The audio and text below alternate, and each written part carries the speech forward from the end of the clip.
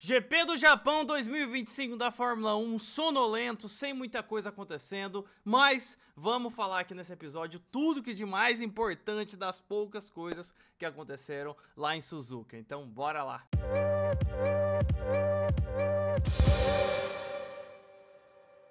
Chegamos no terceiro final de semana 2025 da Fórmula 1, lá no circuito de Suzuka, no GP do Japão. Chegamos com Lando Norris sendo o primeiro colocado, né, o líder do campeonato nesse ano de 2025, só que a gente chegou no quali e não tivemos menino Norris na pole position. Na verdade, ele quase foi o pole, porque ele acabou batendo o recorde de Sebastian Vettel do circuito de Suzuka e logo depois, no último segundo, praticamente o último carro a cruzar a linha de chegada no quali, Max Verstappen bateu o recorde da pista de Suzuka e fez a pole position. Então teríamos, num grid de largada no começo, Verstappen em primeiro, Norris em segundo, Piastri em terceiro. Então o menino Max Verstappen espremido pelas duas McLarens. E aí a gente pensou, o Verstappen geralmente larga bem.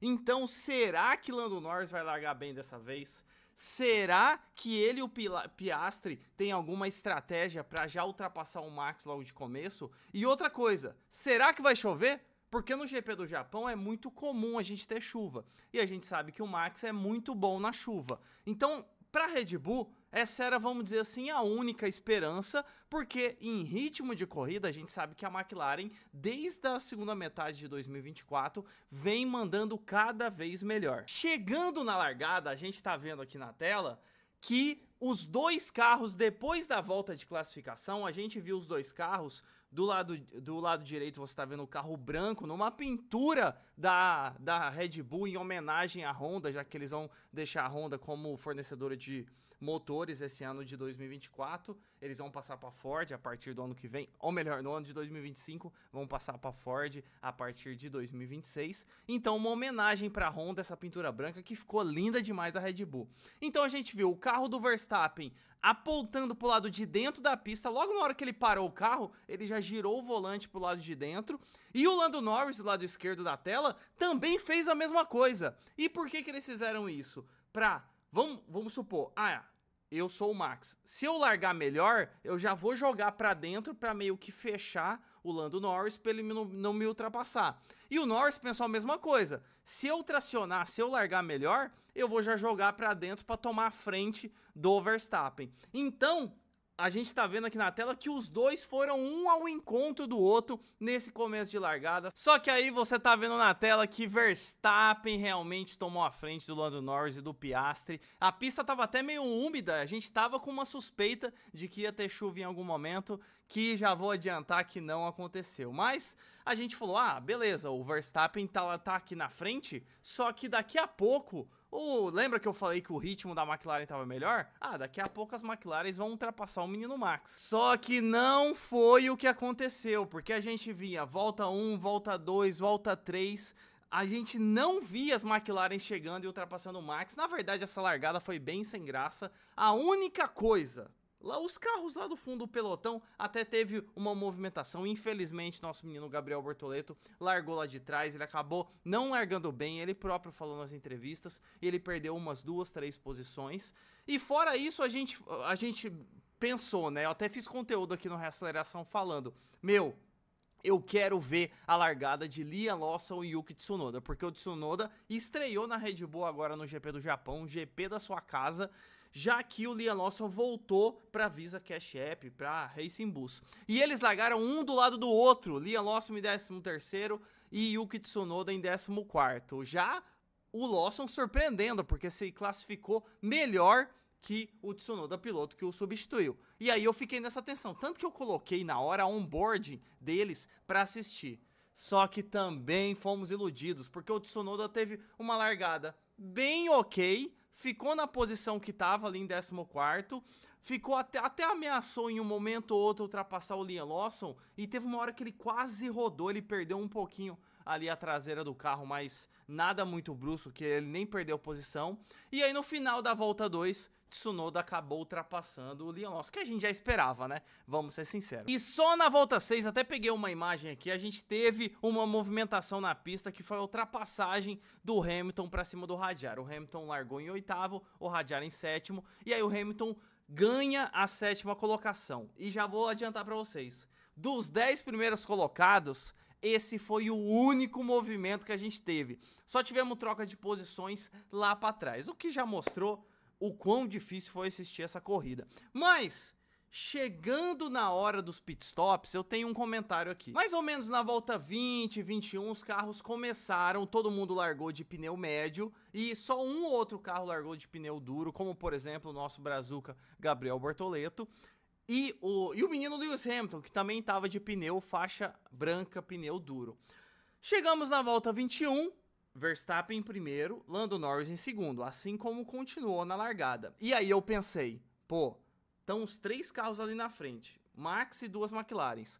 A McLaren vai pedir pro Lando Norris parar primeiro no box para tentar um undercut para cima do Max Verstappen. E quando o Verstappen parasse no box, eles iam esperar uma volta para depois o Norris parar, ou tentar uma estratégia até do Piastri parar antes que os dois. E aí o que aconteceu? Essa parte eles tentaram, essa última que eu falei. Eles pararam o Piastri na volta 20. Beleza, tranquilo, o Piastri estava em terceiro, vamos ver o que acontece. Só que aí o Max foi pro box na volta 21 e eles pararam o Lando Norris na mesma volta. Por quê? Porque você tá na equipe que tá liderando o campeonato de construtores, a grande favorita e o cara que tá liderando o campeonato. Pra que você vai parar na mesma volta que a Red Bull do Max? E ainda a Red Bull com um histórico de ter pitstops muito bons. Você tá entendendo? Totalmente desnecessário. E aí o que aconteceu? Na hora da saída do pitstop, a Red Bull teve um pitstop ruim pro Max Verstappen, também por isso que isso aqui aconteceu.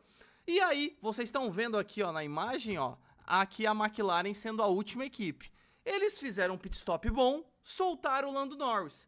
Só que na hora que o Lando Norris foi voltar pra pista, ele já encontrou lado a lado o Verstappen. E aí não tinha o que fazer. Essa é a imagem da saída do Norris do pit lane ali, do box, na troca de pneus. Vocês estão vendo que o Norris está do lado do Verstappen? Não tinha o que ele fazer, o Verstappen estava com o carro na frente. Então, quem que tem que frear? O Norris. O Verstappen até poderia ir um pouquinho pro lado esquerdo para dar espaço pro Norris. Poderia. Só que, gente, o Verstappen é ligeiro.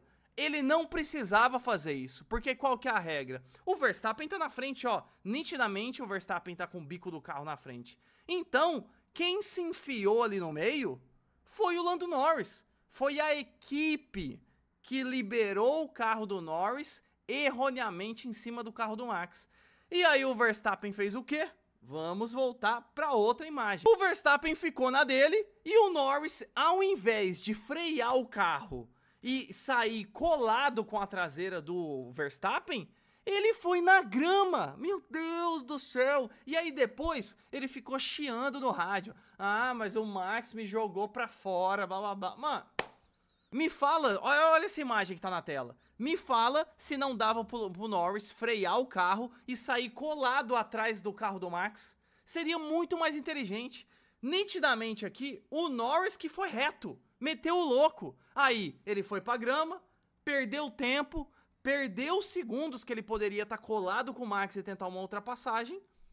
Aí já era, né? Depois disso, vou ser sincero com vocês, não aconteceu mais muita coisa nesse GP. Tivemos só alguns detalhes que eu queria comentar aqui, que é, com essa parada nos boxes de quase todos os pilotos, ali na volta 21, 22, 24, a gente teve o Kimi Antonelli liderando temporariamente o GP, e ele quebrou o recorde que era do Max Verstappen, piloto mais jovem da história da Fórmula 1 a liderar uma corrida. O Antonelli, com 18 anos, 7 meses e 11 dias, acabou vencendo essa marca do Max, que o Max perdeu por 4 dias só, porque o Max, quando quebrou o recorde, ele tinha 18 anos, 7 meses e 15 dias, e não 11 dias, igual o Antonelli. Fora isso, depois no GP, a gente não teve, vou ser sincero, não teve mais muita movimentação. Teve até um momento ali que o Gasly tentou ultrapassar o Alonso, forçando um pouco, quase teve um acidente, mas assim, não foi nada demais, ele acabou segurando ali e não foi muito pra frente. A única coisa de emoção foi o Antonelli, depois no segundo stint dele, ele veio fazendo volta mais rápida atrás de volta mais rápida, e ele quebrou o recorde que era de Lewis Hamilton desse circuito. Mas calma que eu vou explicar. Lembra que eu falei que no quali o Verstappen quebrou o recorde da pista, mas ele quebrou o recorde geral, que era do Sebastian Vettel. Então, o Verstappen fez 1:26.983, se tornando o menor tempo de volta da história do circuito de Suzuka. Agora, em recorde de tempo de volta durante a corrida, durante o GP, esse recorde era do Hamilton, que era de 2019, quando ele fez 1:30.983. E agora, no GP, além do Antonelli ter quebrado aquele recorde de piloto mais jovem, agora no GP de 2025 do Japão, o Antonelli quebrou esse recorde com uma volta de 1:30.965. Então, esse foi uma outra coisa que aconteceu na corrida. E ainda para fechar, no finalzinho, a gente teve até que uma emoção. Verstappen passou em primeiro. Dos 10 primeiros colocados, eles se mantiveram, os 10 que largaram se mantiveram, só com uma alteração, que foi aquela que a gente falou. O Hamilton em sétimo e o Hadjar em oitavo. Fora isso, a gente teve uma certa emoção, que foi 5 carros ali no pelotão de trás, colados um com o outro, disputando posição, e quase o nosso menino Gabriel Bortoleto acabou ultrapassando o Ocon no finalzinho, mas infelizmente não deu, não foi uma corrida tão boa assim do Gabriel Bortoleto. Então, vamos falar do grid final, quando ficaram as posições, e eu já vou aproveitar e comentando meus palpites sobre cada um. Primeiro, como a gente comentou aqui, Max Verstappen foi o vencedor, brilhante, viu? O Max, além de fazer a pole com essa Red Bull, que não é dominante, ainda venceu praticamente de ponta a ponta, segurando as McLarens, mandou bem demais. Em segundo e terceiro, as duas McLarens, Lando Norris e Piastri, que, vou ser bem sincero, vacilaram demais. Principalmente o Norris, porque ele não atacou o Max em momento nenhum e perdeu 7 pontos do campeonato. Depois a gente vai falar do campeonato de construtores de pilotos, mas o Norris perdeu porque aqui, ó, o Max fez 25 pontos e o Norris fez 18. Então o Norris perde vacilando 7 pontos por não ter atacado mais o Verstappen. E o Lando Norris, que é o que tá me irritando, porque em muitos momentos o Piastri ficou a menos de um segundo abrindo o DRS pro Norris. E aí a equipe, vamos ser sinceros, a equipe não deixava o Piastri passar o Norris, cara. Meu Deus do céu, isso faz eu duvidar muito do Piastri até em si, com essa agressividade dele. Será que ele é esse cara mesmo, competitivo e agressivo? E também do Lando Norris, que, cara, vai pra cima do Verstappen, perdeu 7 pontos aí à toa, sabe? Eu acho às vezes que depois na salinha dos 3 primeiros colocados, depois que acabou o GP, o Max zoando o Lando Norris, falando, aquela hora lá que você foi pra grama, cortador de grama mais caro, né, porque é um carro de Fórmula 1, então, porra, olha só, o cortador de grama mais caro do mundo, sabe? E o Norris dando risada, levando numa boa. Cara, vamos mostrar um pouco de raiva, tá ligado? Porque por você não ter vencido esse GP, parece que tá tudo bem pra ele, tá tudo tranquilo e pá. Vai vacilando, Lando Norris. Daqui a pouco o Max aí, daqui a pouco a gente vai falar. O Max daqui a pouco te passa e já era. Depois a gente teve Leclerc com um bom resultado da Ferrari. Os 2 carros da Mercedes com ótimos resultados também. Ficaram na mesma posição que largaram. Principalmente o Antonelli, por ser jovem, ficou praticamente 1 segundo, 1.3 segundo atrás do seu companheiro de equipe, fazendo volta mais rápida, como a gente falou. Lembrando que não temos mais o ponto da volta mais rápida, por isso que o Antonelli não tem 9 pontos ao invés de 8. Ele acabou, o ano passado foi o último ponto extra por essa volta mais rápida. Hamilton em sétimo, ele ultrapassou o Hadjar, mas ainda não tá encantando essa Ferrari. O Leclerc teve um bom GP, mas ó, ficou 16 segundos ele ficou em relação ao Verstappen, né? Então vamos tirar uns 3 segundos e pouco. Leclerc ficou uns 13 segundos atrás do Piastri. Então, não anima, né? Não anima demais essa Ferrari. Depois Hadjar com um ótimo GP do Isaac Hadjar, pontuando, fazendo 4 pontos para Visa Cash App, para Racing Bulls. Alex Albon de novo pontuando, terceiro GP seguido e terceiro GP do ano que o Albon pontua, desbancando o Carlos Sainz, que eu trouxe conteúdo aqui no Reaceleração, eu jurava que o Carlos Sainz ia expor o Alex Albon, ia mandar muito melhor com ele, mas o Albon tá calando minha boca, porque ele tá mandando bem demais. Depois a gente tem pra fechar o top 10 o Oliver Berman. Ótimo GP também, com seu companheiro de equipe ficando no Q1, largando lá de trás e não conseguindo fazer nada, a não ser defender a posição ali do Bortoleto, mas uma Haas no final do grid e a outra no top 10. Então ótimo resultado pro menino urso. E isso aqui é coisa de maluco, né? Yuki Tsunoda largou em 14º,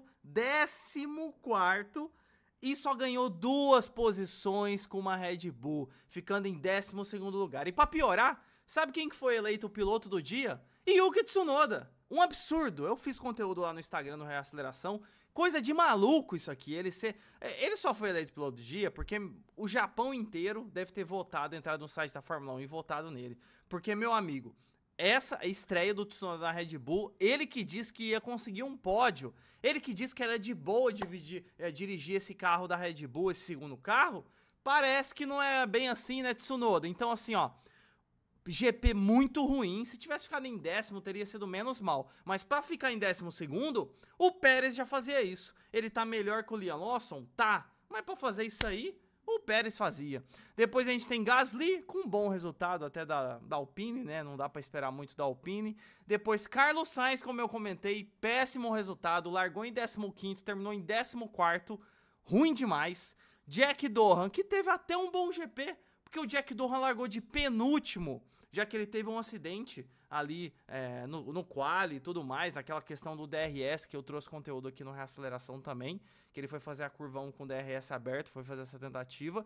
Então, pra quem largou de 19º, terminar em 15º, não pontuou, mas pelo menos melhorou um pouquinho e ficou mais próximo do seu companheiro de equipe, que foi o Pierre Gasly. Depois, Liam Lawson, péssimo GP também, largou em 13º, perdeu 4 posições, ficou em 17º. Por que péssimo GP, Moa? Pô, ele tá com o carro da Visa Cash App. Porque o Hadjar pontuou. Hadjar, seu companheiro de equipe, ficou em 8º e ele ficou em 17º, caindo posições ainda. O Hadjar perdeu uma posição pro Hamilton, mas pontuou, pelo menos. Então, a corda tá cada vez mais no pescoço, assim, de pressão pro Liam Lawson. E pra gente fechar esses 3 últimos aí, Esteban Ocon, como eu falei na hora que eu falei do Berman, péssimo resultado pra Haas.